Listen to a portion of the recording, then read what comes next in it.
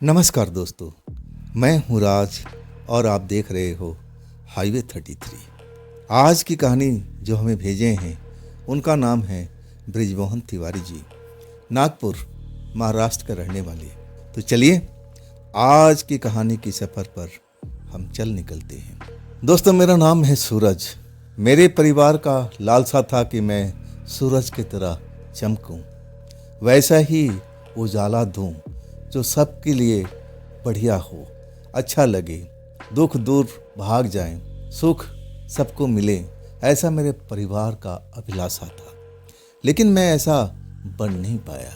नाम भला सूरज होने से मैं ऐसा थोड़ी बन सकता था। मेरी किस्मत में तो ना जाने क्या क्या लिखा हुआ था।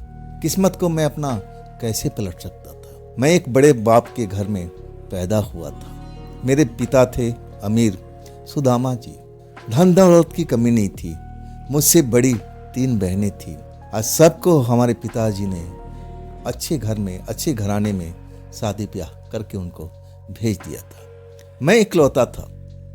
मैं अपने पिता का इकलौता बेटा था, अपने माँ का इकलौता बेटा था। मुझे तो लाड़ प्यार इतना मिला था, वो लाड़ प्यार ने मुझे बिगाड़ के रख दिया था। मैं जिद्दी हो चुका था। अपनी मन की बातें मैं हमेशा करता था। किसी की बात की मैं परवाह नहीं करता था। मुझे लगता था कि मेरे बाप इतने अमीर हैं, इतने पैसे वाले हैं, ये पैसा क्या होगा, ये सब कुछ तो मेरा ही है ना, अब तो मेरा ही होगा। तो क्यों ना मैं अपनी मन की बातें करूं, जो मेरे मन में आया है मैं वही चीज़ करूं। मैं किसकी उपदेश भला क्यों सुनूं।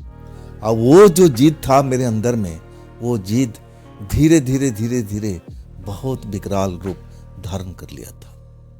मैं नशे में आ चुका था।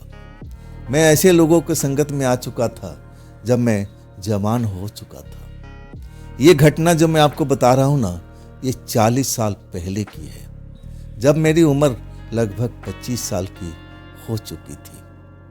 मैं बताया ना आगे की कहानी कि मैं एक ऐसे सेठ के घर में पैदा हुआ था जो पैसे की कमी नहीं थी। मेरे पिता बहुत बढ़िया, अब वो सोने चांदी की कारोबार करते थे, गहनों के डिजाइन बनाते थे, गहना बनता था और दुकानदारों को बिक्री किया जाता था।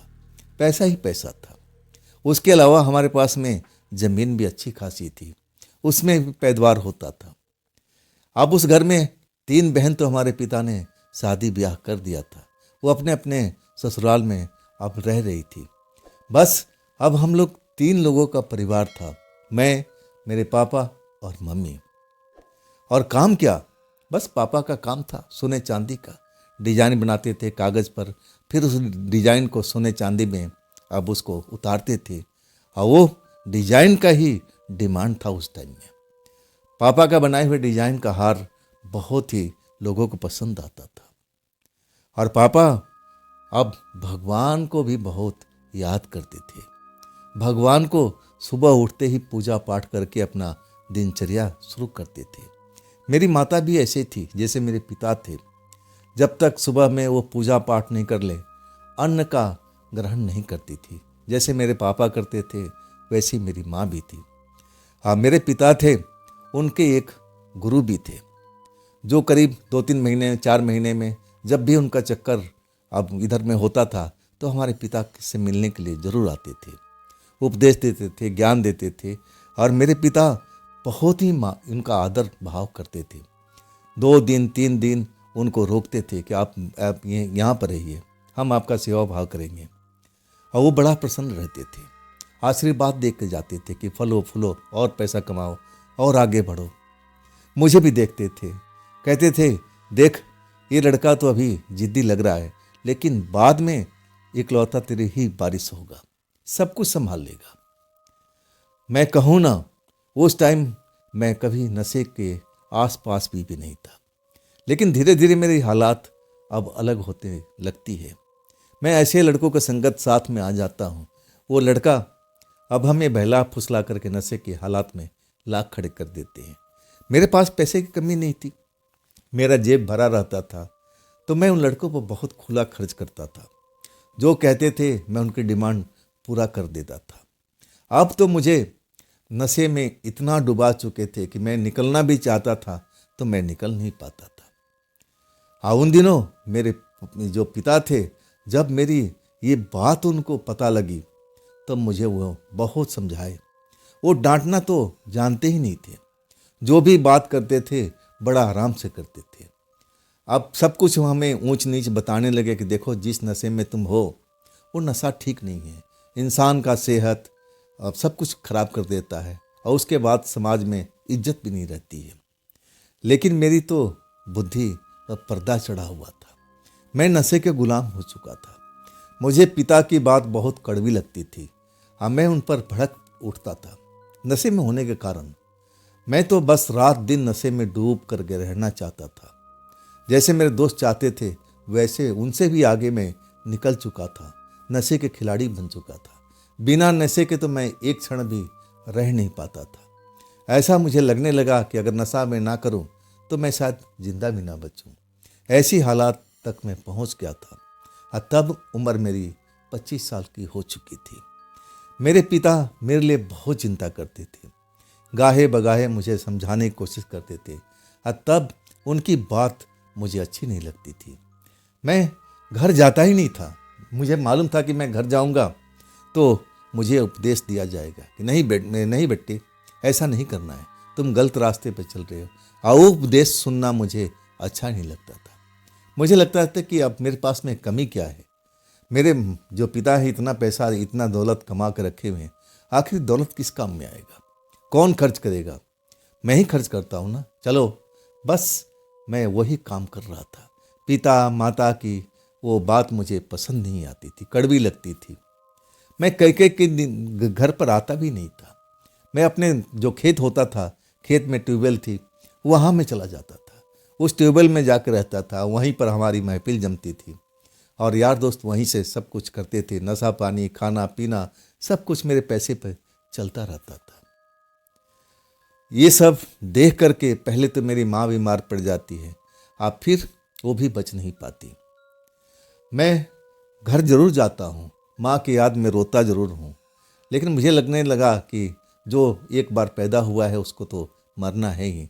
आज मेरी माँ, कल मेरे पिताजी, फिर परसों मेरा भी नंबर आएगा। ये तो संसार है, ये तो चलता ही रहता है। इतना नशे में पड़ा हुआ था ना कि इतना सब कुछ होने के बाद मुझे समझ में आ जाना चाहिए था, लेकिन मैं समझ नहीं पाता हूँ। माँ मरने के बाद तो अब कोई ज़्यादा टोका टोकी करने वाला भी नहीं था। पहले से ज़्यादा मैं अपने आप को आज़ाद महसूस करने लगा। पिता तो मुझसे ज़्यादा बात करते भी नहीं थे। अब मैं घर अब तो हफ्ते में कभी चला भी जाता था। और इसके बाद जब मुझे पैसे की ज़रूरत होती थी तब मैं घर में जाता था, पैसा मांगता था पिताजी से। पहले तो मुझे समझाने की कोशिश करते थे, लेकिन मैं समझ नहीं पाता था। तब तंग आकर के मुझे पैसा दे देते, जाओ लेकिन देख लो तुम नशे में अब डूबते चले जा रहे हो। अभी भी तुम्हारे पास मौका है, तुम सुधर जाओ और अपने घर पर लौट आओ। लेकिन मैं सुधरा नहीं और मैं बिगड़ता चला गया और मैं पैसा खर्च करने लगा। अब तो पिता मुझसे बात भी नहीं करते थे। जब मैं जाता था तो सीधा पैसा मुझे दे देते थे, कुछ एक शब्द भी नहीं बोलते थे। लेकिन अंदर ही अंदर वो टूट गए थे और टूटते जा रहे थे। मेरी चिंता उनको सताए जा रही थी कि जब तक मैं हूं तो मैं देख रहा हूं, और इसके बाद इसको देखने वाला कौन होगा? जो राह इसने पकड़ रखा है, ये राह इसको कहाँ लेके जाएगी? इसकी शादी भी नहीं होगी तो ये घर संसार कौन चलाएगा? इस घर की वारिस कौन होगा? कहाँ से वारिस आएगा इस घर को संभालने के लिए? मेरे पिता इसी बात को चिंता करते थे। मेरी बहन भी आती थी, बुलाते थे कभी कभी मुझे समझाने के लिए। वो भी मुझे ज्ञान की बातें बताती थी कि भाई ऐसा मत करो। देखो अब हमारी माँ तो चली गई तुम्हारी चिंता में, अब हमारे पिताजी हैं, अगर इनको कुछ हो गया फिर तो हमारा संसार उजड़ जाएगा ना भाई। ऐसा गलती मत करो, अभी भी तुम्हारे पास मौका है।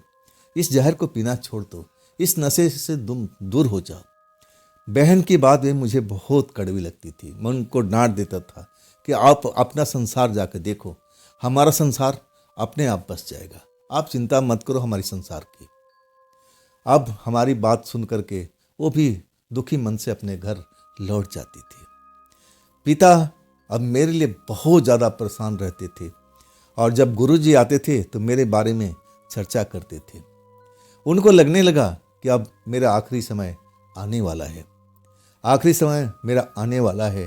अब क्या होगा, कैसे लड़का सुधरेगा, इसके बाबत गुरुजी से बात करने लगे।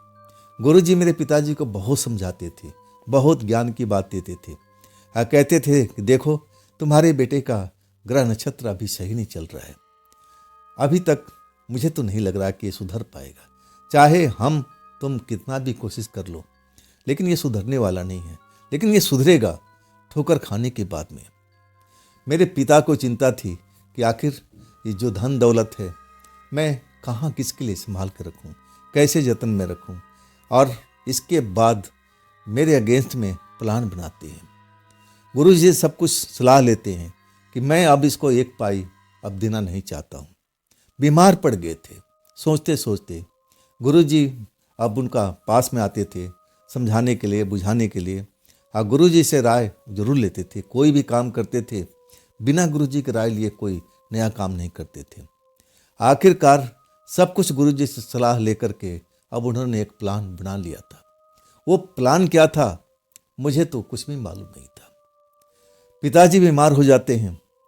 अब मुझे उनके पास में रहना चाहिए था, लेकिन मैं पास में नहीं रहता। मैं तो अपने खेत में ट्यूबवेल के पास में अपने दोस्तों के साथ में मैं फिर जमाता रहता था। हाँ, कभी कभी जब पैसा कम होता था तो मैं जाता था पैसा लेने के लिए। तब मैंने उनको आखिरी बार देखा था। जो मुझे उस टाइम उनका क्षण मुझे याद आता है, वो खाट पर लेटे हुए थे, बीमारी हालत में थे। मेरी बहनें तीनों आई हुई थी। लग रहा था कि ज़्यादा दिन वो जिंदा नहीं रहेंगे। सूख के कांटे हो गए थे। वो मेरी तरफ देख रहे थे। उनके मुंह से आवाज़ भी नहीं निकल पा रही थी, इशारे से मुझे बुला रहे थे। तब मुझे लगा कि जाना चाहिए। मैं जाता हूँ उनके पास और कहता हूँ आपको कुछ नहीं होगा, आप सही हो जाओगे। और उसके बाद मैं फिर अपने खेत में आ जाता हूँ, ट्यूबवेल में आ जाता हूँ कि चलो बीमारी तो चलती रहती है, दवा दारू चल ही रहा है, हमारी 3 बहनें सेवा कर रही है तो कमी क्या बात है। मैं घर में रह के क्या करूँगा। सारी बहन तो मेरी पिताजी को संभाल रही है, दवा दारू हॉस्पिटल से हर चीज़ कर रही है। हॉस्पिटल में एडमिट कराया गया था पिताजी को। मैं हॉस्पिटल तक नहीं जाता हूँ देखने के लिए। दारू का जो नशा मेरे पर सवारी कर रहा था, मैं तो सब कुछ भूल गया था कि मेरे पिता हॉस्पिटल में भर्ती हैं, मेरी बहन आकर के सेवा भाव कर रही है। और आखिरकार एक खबर आती है कि अब तुम्हारे पिताजी इस दुनिया में नहीं रहे। मुझे कोई फर्क नहीं पड़ा। सच कहूँ कि मैं नशे में रहता था, मैं कुछ बोल ही नहीं पाया था। जो भी लड़का ने मुझे खबर दिया था मुझे लगा कि ये तो मामूली बात है, ऐसा तो चलता रहता है, ये कोई नई बात नहीं है मेरे लिए। लेकिन जब नशा टूटता है ना, जब मुझे अपने पिता की याद आती है, तब मैं अपने आप को रोक नहीं पाता। मैं घर पहुंचता हूं, तब तक अंतिम क्रिया उनका हो चुका था। मेरी बहनों ने तीनों मिलकर के अंतिम क्रिया का काम किया था। वो मुझे इंतजार करती रही कि अब मैं आऊँगा, घर आऊँगा, घर आऊँगा, लेकिन मैं घर नहीं पहुँचता। मुझे उस चीज़ का सबसे बड़ा अफसोस था। लेकिन अब मेरे पिता गुजर चुके थे। मुझे बहुत झटका लगा था। अब मैं पैसे के लिए किससे डिमांड करूँगा, किसके पास जाऊँगा, और पैसा कहाँ रखे हैं। मुझे तो पैसे से मतलब था। मरने के बाद भी मैं सब कुछ भूल जाता हूँ, फिर नशे में आ जाता हूँ। और जब नशा चढ़ जाता है तो कौन किसका है। मैं अपने आप को बादशाह समझता हूँ कि सबसे ऊपर तो मैं ही हूँ, मेरे पास बहुत सारा पैसा है, मैं किससे क्या किसी का अब ज्ञान सुनूं। और जब पैसा ख़त्म हो जाता है, मेरे पास में पैसा नहीं रहता है, और तब मेरे दोस्त मुझसे किनारा करने लगते हैं। आखिरकार मैं अपने घर पहुंचता हूं, और तब तक बहुत देर हो चुकी थी। मेरे जो पिताजी का क्रियाक्रम हो चुका था, और उसके बाद मेरी जो बहन है अपने अपने घर जा चुकी थी। मैं पूरा कोठी में, हमारा महल था, मैं उसको कोठी ही बोल सकता था, शानदार मेरे पिताजी ने बनाया था। मैं देखने लगता हूँ कि आखिर पैसा कहाँ है। मुझे नशे की लत थी, अब बिना पैसे के तो नशा मिलने से रहा। मैं पैसा ढूंढता हूँ कि कहाँ पिताजी ने पैसा रखा है, कहाँ रखा है। अब उनकी तिजोरी देखता हूँ, तिजोरी के चाबी मुझे मालूम था कि कहाँ पिताजी रखते हैं। मैं चाबी निकालता हूँ, तिजोरी खोलता हूँ, तो तिजोरी तो बिल्कुल खाली थी। उसमें तो 1 रुपया भी नहीं था। उसमें सोना चांदी ना जाने क्या क्या पिताजी रखते थे, लेकिन तिजोरी बिल्कुल साफ था। उसमें कुछ भी नहीं था, एक अठन्नी भी नहीं रखी हुई मिलती है। मेरा दिमाग है ना सनक जाता है। अरे इतना सारा धन दौलत था, वो दौलत कहाँ गया? कहाँ गया मेरा सब पैसा? क्या मेरी बहन ने सारा पैसा अब लेके चली गई? मैं गुस्से में भर जाता हूँ। इसके बाद अपने बहन के जो बड़ी वाली बहन है उसके पास जाता हूँ। दीदी दीदी, वो तिजोरी का पैसा, वो सोना चांदी, वो सब कुछ कहाँ है? मुझे तो कुछ नहीं मिला, तिजोरी तो खाली पड़ा हुआ है। आप लोग साहब तिजोरी का धन लेके आ गई हो। मेरी दीदी मुझे समझाती है कि नहीं, हमने तो तिजोरी में धन भी नहीं देखा, ना हमें तिजोरी के बारे में विशेष जानकारी है। कहाँ चाबी रखती हैं पिताजी, हमें तो कुछ मालूम ही नहीं है। बड़ी बहन, इसके बाद मझली बहन, वो भी मना कर देती है। फिर छोटी वाली बहन, वो भी मना कर देती है कि ना, हमें नहीं मालूम वो धन पैसा कहाँ गया, मुझे नहीं मालूम। आखिरकार मैं थक हार करके अपने घर लौटता हूँ। अब तो मेरे पास में पैसा नहीं था कि मैं जा करके नशा पानी करूँ। नशे के लिए तड़पने लगा। मैं फिर अपने यार दोस्त के पास जाता हूँ। वो भी मुझे मना कर देते कि भाई, हम तो पहले ही गरीब है, हम तो तुम्हारे सहारे चलते थे, हमारे पास कहाँ पैसा कि हम महंगा नशा करा सके, भाई हमें तो माफ़ कर दो। उस टाइम में कोई भी मेरा साथी मेरी मदद नहीं करता है। मैं अब तड़पने लगता हूँ नशे के लिए, लेकिन मुझे नशा नहीं मिलता है।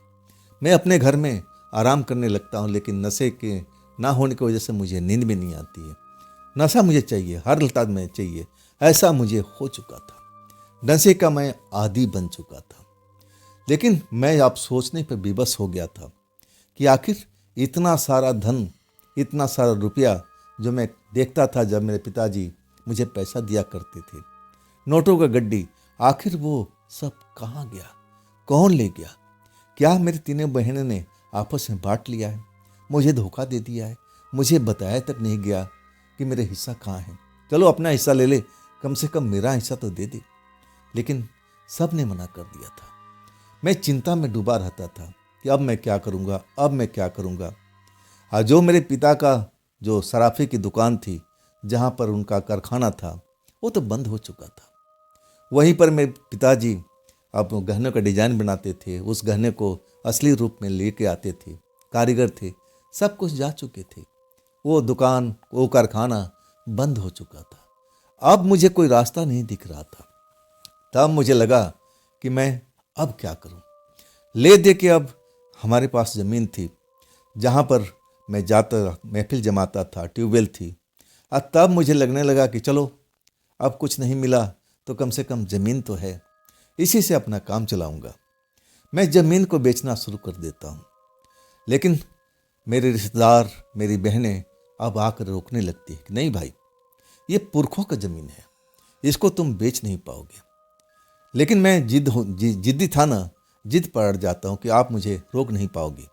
लेकिन मेरे रिश्तेदार आकर के रोकते हैं, मेरी तीनों बहन आकर रोकती है कि नहीं नहीं भाई, इसको तुम हाथ नहीं लगाओगे। तो मैं कहता हूँ कि मैं अपनी ज़िंदगी आगे कैसे चलाऊँ? मेरे पास में पैसे नहीं हैं, मैं पैसे के लिए मोहताज हो चुका हूँ। मेरा पैसा कहाँ गया?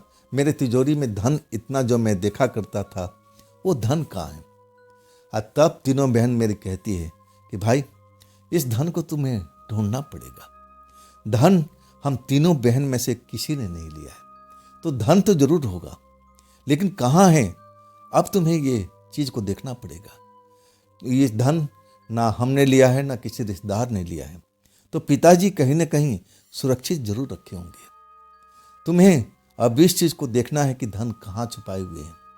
तुम खोज करो, उसी घर में है, इसी घर में है, तुम्हें ढूंढना है, और तब जाकर के धन मिलेगा। अब इसके बाद मेरी बहन तो सब चली जाती है। ना मैं खेत को बेच पाता हूँ, ना कोई हमारे खेत को खरीदने के लिए आता है, क्योंकि रिश्तेदार गांव वालों को सबको मना करके जाते हैं कि नहीं भाई, इस ज़मीन को कोई खरीदेगा नहीं, नहीं तो हम लोग कोर्ट केस कर देंगे। अब इसमें सबका हिस्सा है, मेरी तीनों बहन का हिस्सा है। अब इसके बाद गांव वाले डर गए थे, कोई ज़मीन को खरीदने के लिए राजी नहीं होता है। मैं फिर से गरीबी वाले हालत में आ चुका था। कोठी बनी हुई थी, लेकिन कोठी किस काम की? उसको मैं बेच नहीं सकता था, ऐसी मेरी हालत हो गई थी। मैं पैसे पैसे के लिए मोहताज हो चुका था, मुझे कुछ नहीं सूझ रहा था। तब मैं नशे के लिए तड़पने लगा था। खैर, जब नशा नहीं मिलता है तो मैं ऐसे ही अब रहने लगता हूँ। धीरे धीरे मेरी जो आदत है नशे की, वो अपने आप दूर होने लगती है। एक दिन बिना नशे के रह गया, फिर दूसरा दिन भी बिना नशे के रह गया, तीसरा दिन। अब पैसे तो थे नहीं तो नशा कहाँ से करूँ। खाने पीने के तो आस पड़ोस से मिल जाता था, लेकिन नशे के लिए कोई पैसा देता नहीं था। इस तरह जो नशा था ना, वो मेरा छूटने लगा था। जब नशा मैं नहीं करने लगा, तब मैं अपना ध्यान अपने घर पर लगाता हूँ। मैं सब कुछ सोचने लगता हूँ कि देखो, इसी नशे के कारण से मेरी माँ गुजर गई, इसी नशे के कारण से मेरे पिताजी गुजर गए, मेरा धन दौलत न जाने कहाँ गायब हो गया। अब मैं क्या करूँगा? पिताजी कहाँ रखे होंगे? तिजोरी में रखा करते थे, तो तिजोरी तो खाली पड़ी हुई है, तो इतना सारा सोना चांदी, इतना सारा पैसा, वो है कहाँ पर? मैं घर का कोना कोना छानने लगता हूँ। मुझे लगा कि कहीं न कहीं ऐसी तिजोरी जरूर होगी जो पिताजी ने मुझे दिखाया नहीं होगा, वो गुप्त जगह पर होगी।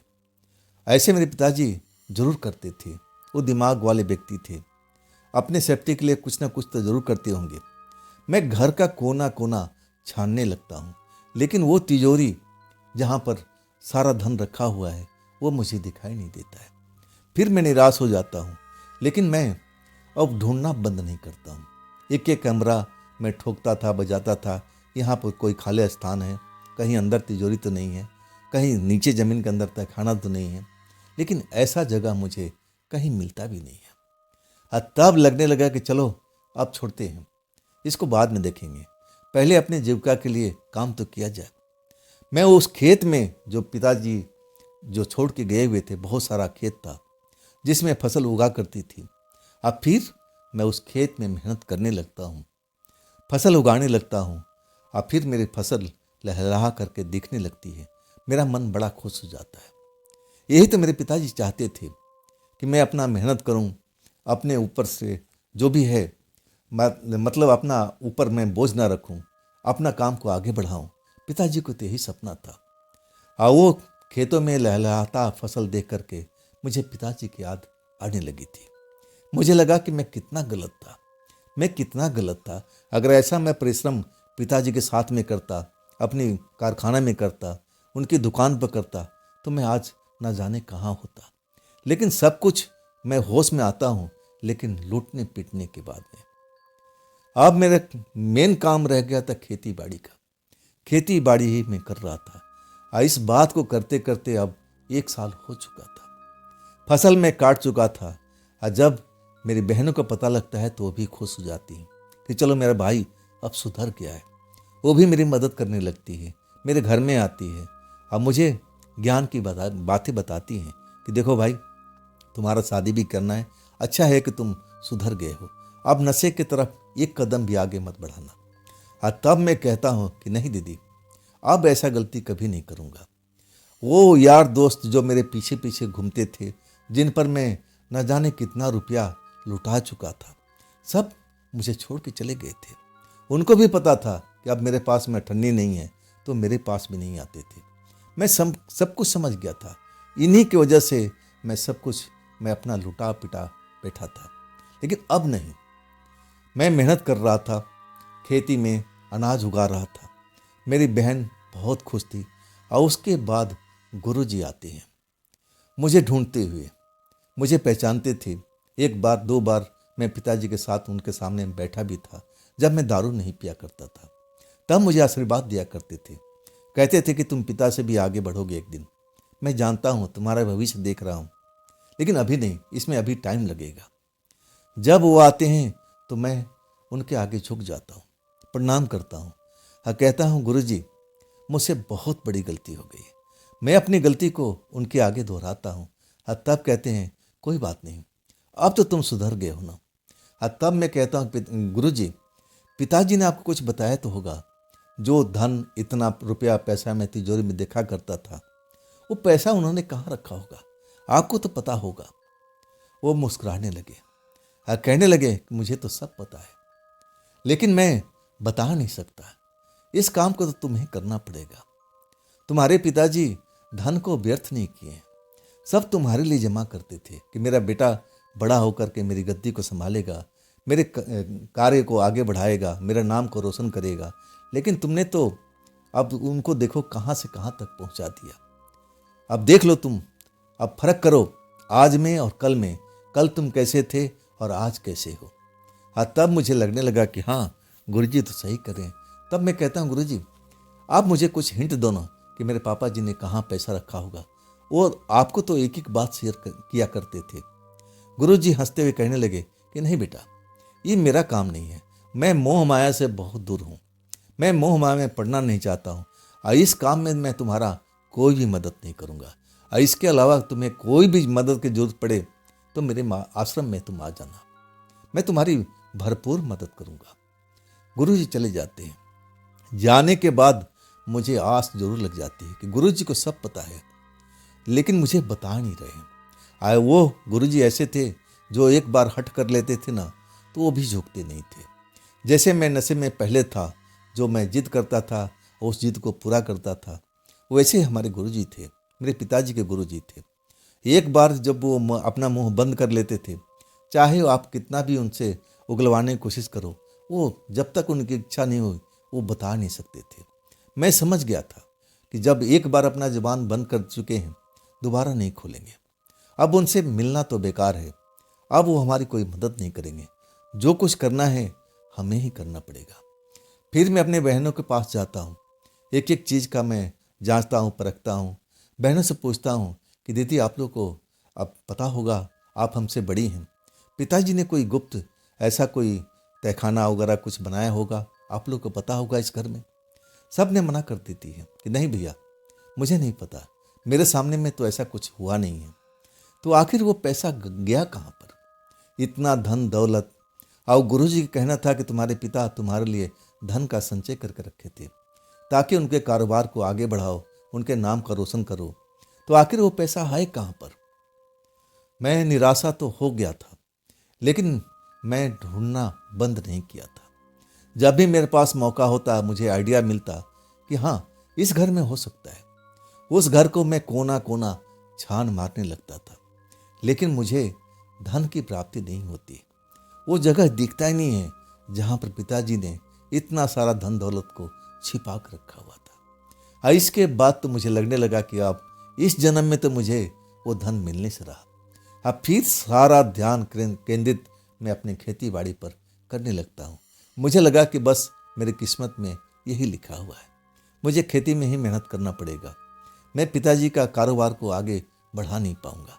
अब मेरी इच्छा हो रही थी कि जो काम मेरे पिताजी करते थे, उनके पास में इतने कारीगर थे, सोने चांदी का आभूषण बनाने वाले, वो कारखाना को मैं फिर से चालू करूं, वो ज्वेलरी का शॉप मैं फिर से स्टार्ट करूं। लेकिन कैसे? उसके लिए तो बहुत सारे धन की ज़रूरत थी। वो धन जब तक मेरे पास में नहीं आएगा, मैं काम को कैसे आगे बढ़ाऊंगा। अब इसके बाद मैं निराश हो गया था। मुझे लगने लगा कि अब ये धन दौलत मुझे नहीं मिलेगा। मैं रात को जब सो रहा था, लगभग 2 या 2:30 बजे के आसपास की बात थी। तब मुझे एक घर के अंदर में रोने की आवाज़ सुनाई देती है, जैसे कोई लड़की, कोई औरत मेरे घर के अंदर में आ चुकी हो और वो रो रही हो। जब मैं अपने कानों से आवाज़ सुनता हूँ तो मेरे घर में तो मेरे अलावा कोई था ही नहीं, ना तो मेरी कोई बहन थी, ना और कोई रिश्तेदार था। तो कौन हो सकता है भाई, कौन हो सकता है मेरे घर के अंदर में, कौन रो रहा है? मैं अपने बिस्तर से उठता हूँ, आज जिधर से रोने की आवाज़ सुनाई दे रही थी मैं उस घर की तरफ चल पड़ता हूँ। मैं जिस घर में मुझे संकेत मिल रहा था कि इसी घर में रोने की आवाज़ सुनाई दे रही है, वो दरवाज़ा बंद था, बाहर से, अंदर से नहीं। घर तो खाली था। मैं उस दरवाजे को खोलता हूँ बड़े आराम से, ताकि मैं देख सकूं कि घर के अंदर में कौन आ गई औरत, क्यों रो रही भाई, इसका रोने का क्या मतलब है, आई हमारे घर में क्यों आई है, अब कौन है ये। मैं दरवाज़ा खोलता हूँ और फिर लाइट जला देता हूँ। मैं कोने के अंदर में देखता हूँ, वहाँ पर एक जवान लड़की या महिला कह सके, वो मुझे दिखाई देती है एक पल के लिए, और अगले पल वो नजर नहीं आती है, और फिर उसकी रुलाई भी बंद हो जाती है। मुझे तो लगा था पहली नज़र में कि मैं कोई ख्वाब देखा हूँ, कोई सपना देखा हूँ। ऐसे कैसे हो सकता है भाई? अभी मुझे दिखाई दी, अगले पल गायब हो गई। नहीं नहीं नहीं, ऐसा नहीं हो सकता। फिर मैं अपने बिस्तर पे चला जाता हूँ, अब कुछ ही देर में नींद का मजा लेता हूँ, अब फिर मेरी नींद टूट जाती है।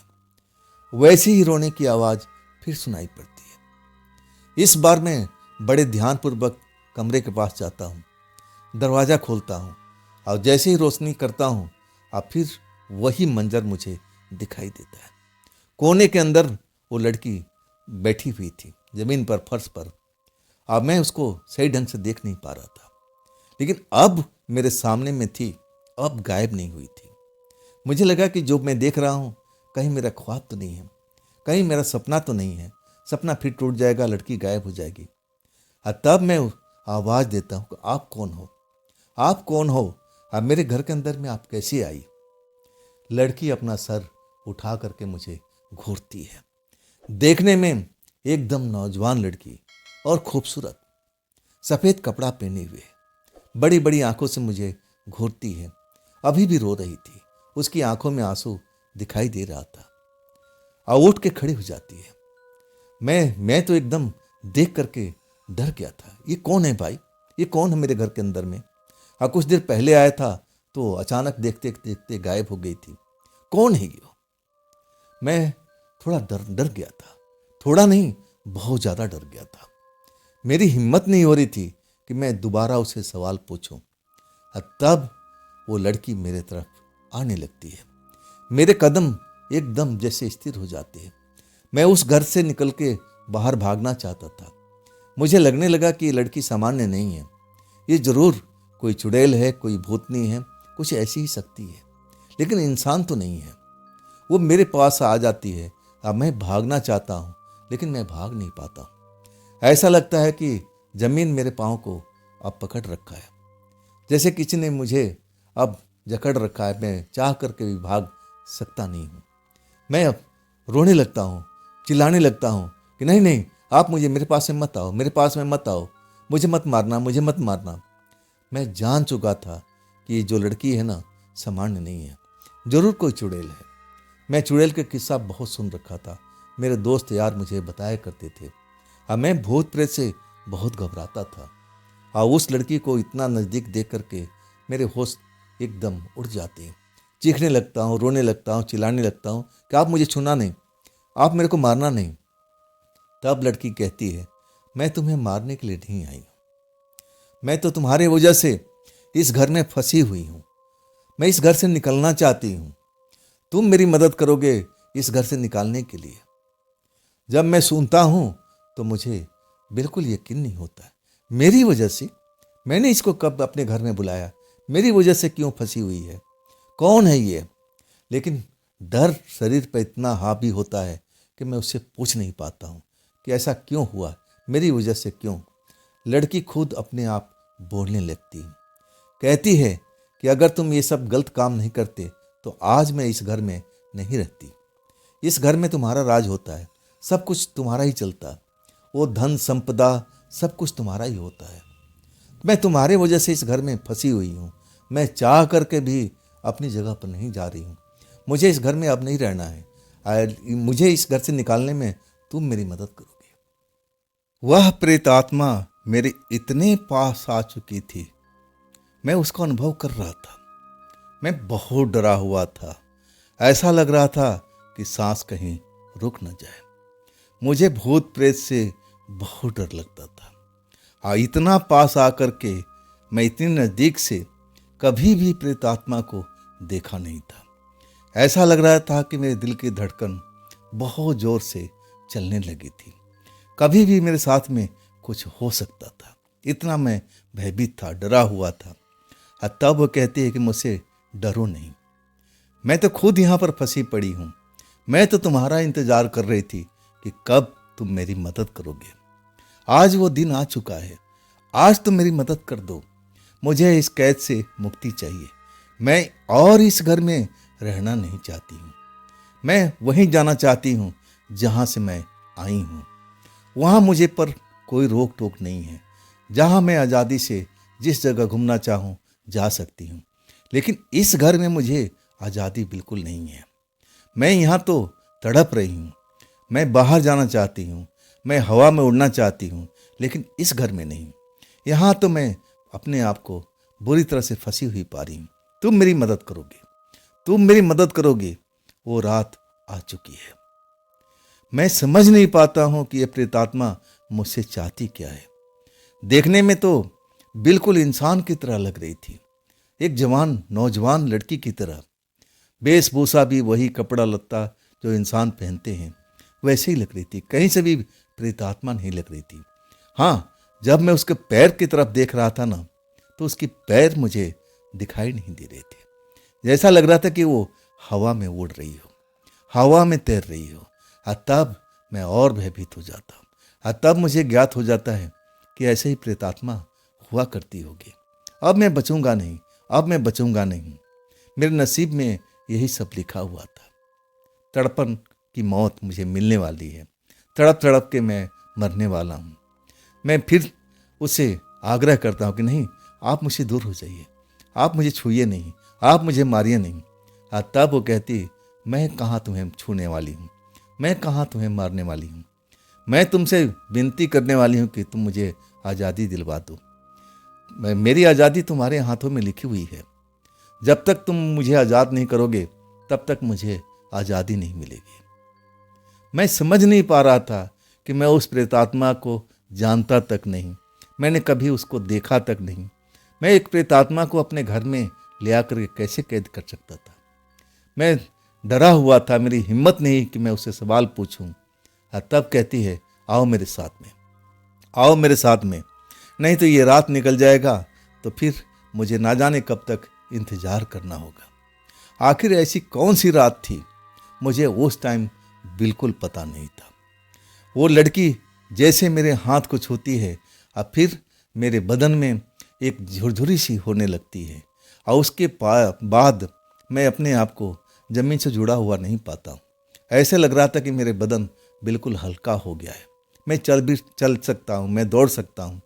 अब मैं भागने की कोशिश करता हूँ कि चलो अब तो मैं भाग जाऊँ यहाँ से, लेकिन तभी वो लड़की कहती है, मेरे से दूर जा नहीं पाओगे, तुम भाग करके देख लोगे, ऐसे तुम मेरे हाथ से निकल नहीं सकते। मैं तुम्हें इतना आज़ाद नहीं किया हूँ। जब तक तुम मुझे आज़ादी नहीं दिलवाओगे तब तक मैं तुम्हें कहीं भागने में नहीं दूंगी। अब चलो भी, मेरे पीछे आओ, देर हो रही है, कहीं समय हाथ से निकल ना जाए। और इसके बाद मैं जैसे जादू में बंध जाता हूँ। लड़की उस कमरे से बाहर निकलती है, मेरे पिता का शयन कक्ष में पहुँचती है जहाँ मेरे पिता माता रहा करते थे। और वहीं पर एक बड़ी सी आलमीरा था। आलमीरा के अंदर में वो छुपी हुई तिजोरी थी जो कभी कभी पापा मेरे सामने खोला करते थे। अब मुझे तो उस तिजोरी का हर चीज़ पता था। वो तिजोरी तो मैं ना जाने कितनी बार खोल के देख चुका था।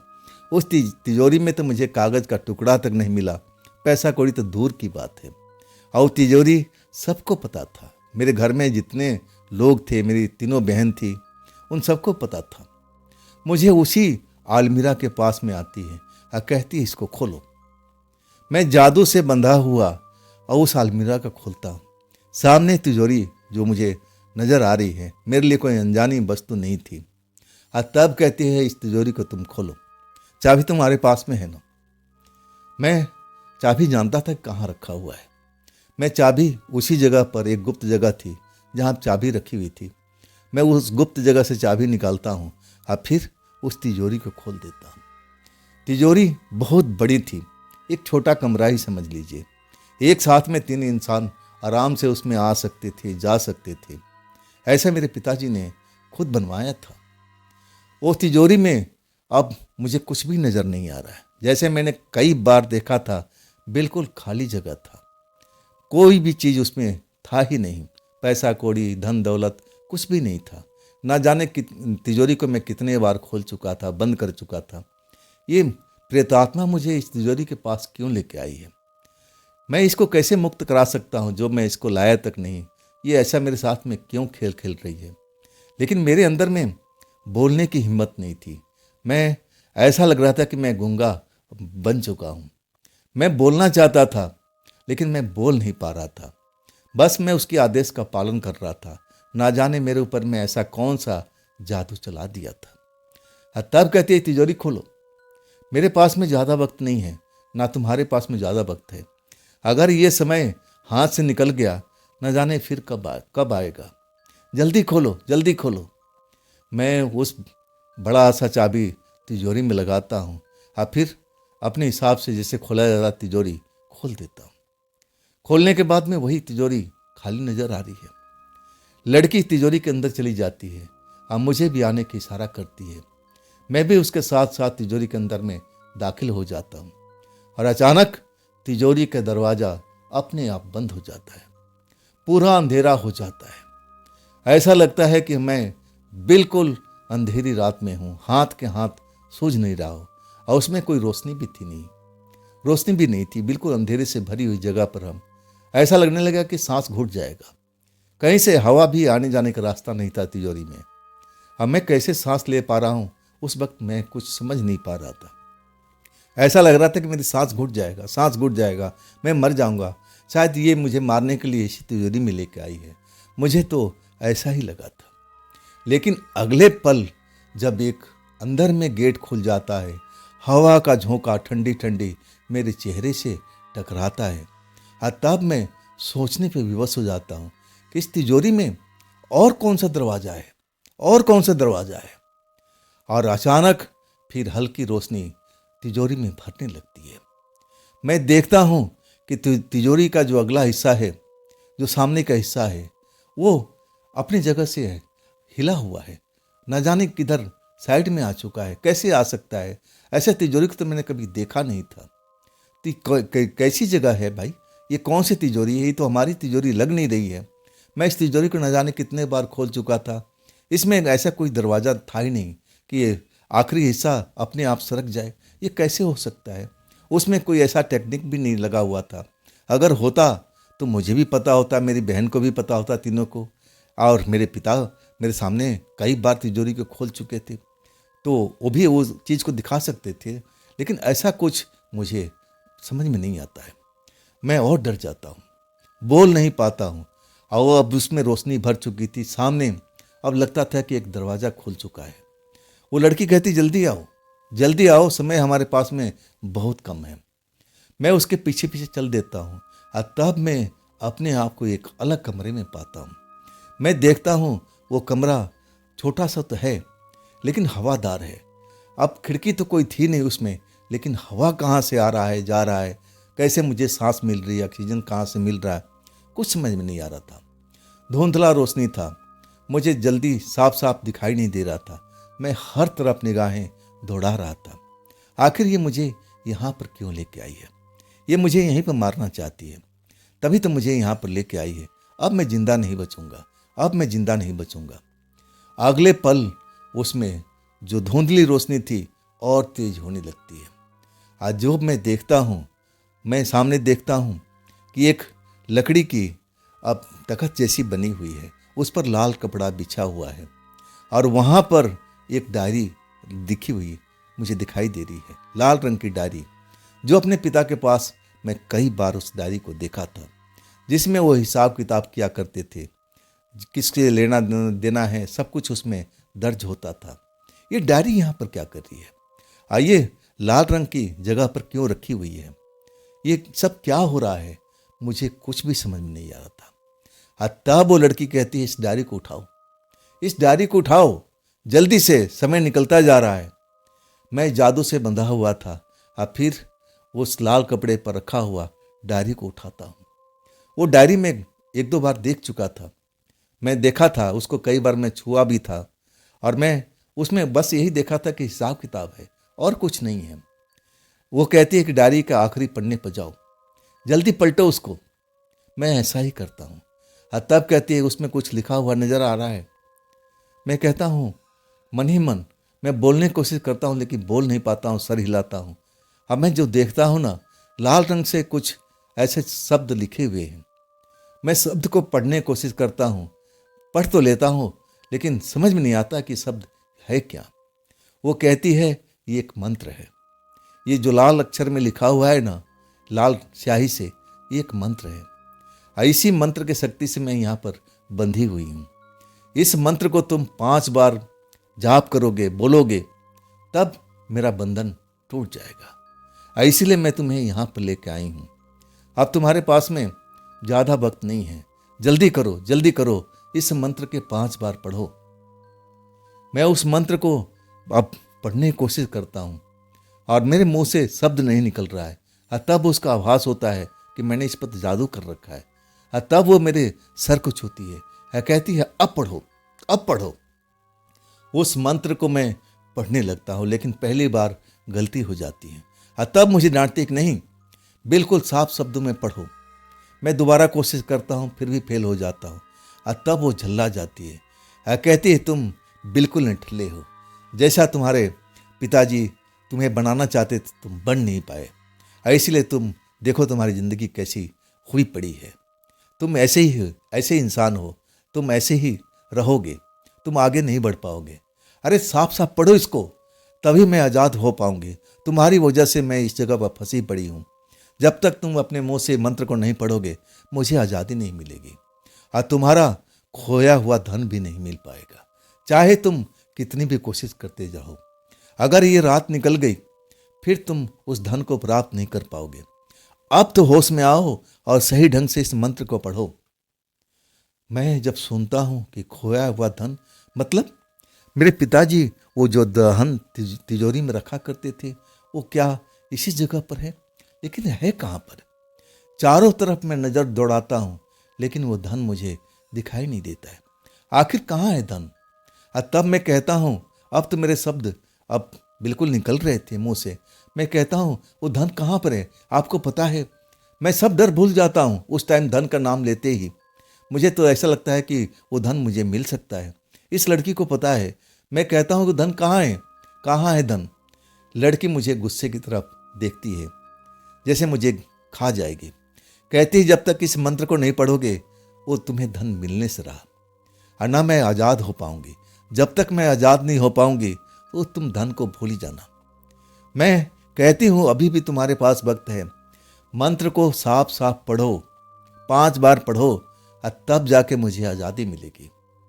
आखिरकार मैं कोशिश करता हूँ और फिर उस मंत्र को पढ़ना शुरू कर देता हूँ, तोल तोल करके अच्छी तरह से। जब 5वीं बार हो जाता है, तब वो लड़की खिलखिला के हंस देती है। अब मैं आज़ाद हूँ।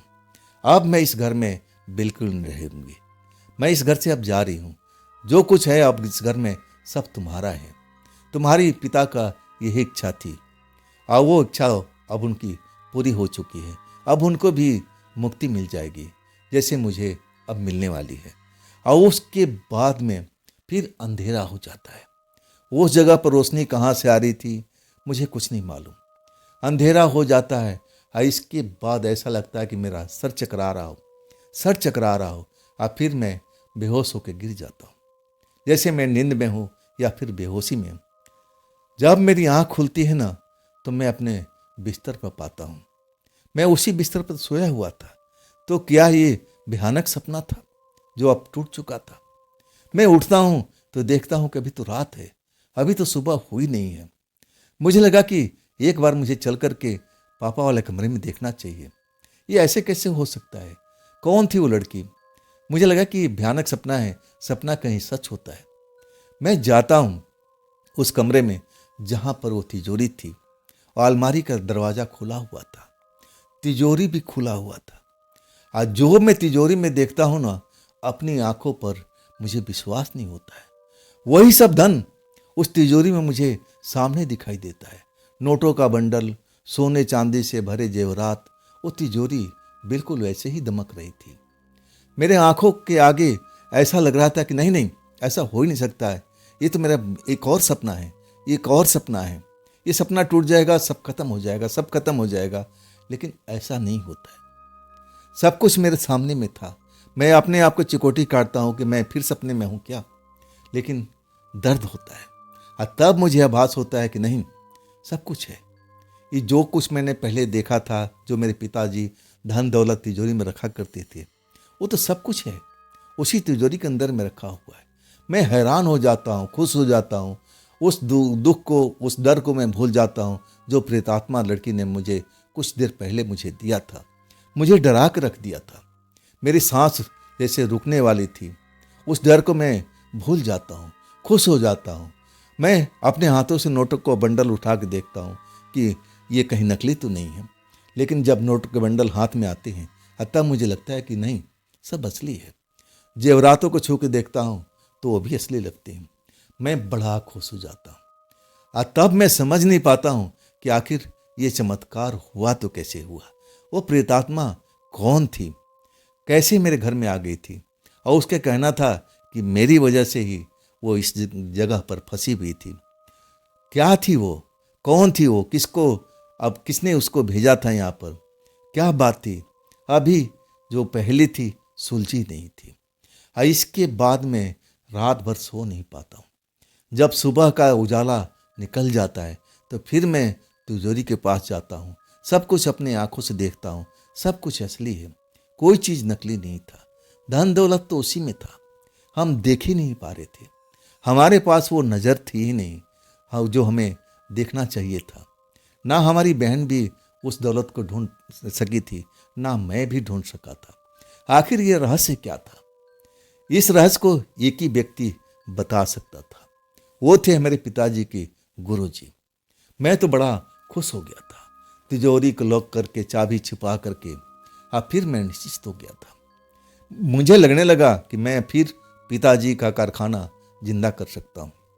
लेकिन वो काम करने से पहले मैं गुरुजी से जाके मिलना चाहता था, जो मेरे पिताजी के गुरु थे। जब भी मेरे पिताजी कोई नया काम करते थे तो पहले उनसे राय लेते थे, मशवरा लेते थे कि गुरुजी ये मुझे काम करना चाहिए या नहीं करना चाहिए। जब गुरुजी हरी झंडी दिखा देते थे कि हाँ समय उपयुक्त है, इस काम को आप कर सकते हो, और तब पिताजी उस काम में हाथ लगाते हैं। मैं उनके आश्रम में पहुंचता हूँ। सुबह होते ही मैं निकल जाता हूँ। मैं आश्रम की तरफ चल पड़ता हूँ। मैं रास्ते भर में बड़ा खुश होता हूँ। मुझे लगा कि ये सब खबर दीदी को पहुँचाना चाहिए, सबको अब मालूम होना चाहिए कि वो छुपा हुआ धन अब मिल चुका है। लेकिन उससे पहले मैं पिताजी के गुरु जी के पास में पहुँचता हूँ। आश्रम में मुझे मिल जाते हैं, मुझे देख करके मुस्कुराते हैं, मेरा नाम लेकर के बुलाते हैं, आओ सूरज बेटा, मैं तुम्हारा इंतजार ही कर रहा था। मुझे लग रहा था कि तुम आज जरूर आओगे। तुम्हारी मनोकामना तो पूर्ण हो गई ना, तुम्हें तो धन मिल गया ना, अब तो खुश होना। लेकिन बेटा इस धन का दुरुपयोग मत करना, इसको नशे में बिल्कुल मत उड़ाना। तुम्हारी वजह से तुम्हारे पिता का आत्मा का मुक्ति नहीं मिल पा रही थी, वो तड़प रहे थे मुक्ति पाने के लिए। और तब मैंने उनको बोला था कि मुक्ति तुम्हारे बेटे के हाथ से ही मिलेगी। वो मंत्र तुमने पढ़ा था, मैं तो उनका मुंह देख रहा था। उनको कैसे पता था उस तिजोरी में क्या हो रहा था, उसमें कौन सी डायरी थी, उसमें मंत्र लिखा हुआ था। मतलब सब कुछ किया धरा गुरुजी का था।